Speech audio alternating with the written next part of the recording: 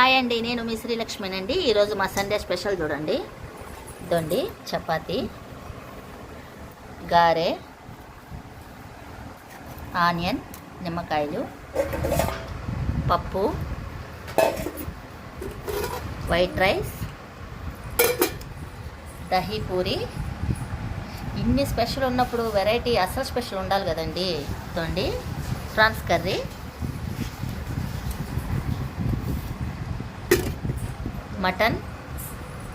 Mutton curry అండి, అట్లే దహీ పూరి. చూడండి స్పెషల్ గోంగూర బిర్యానీ అండి.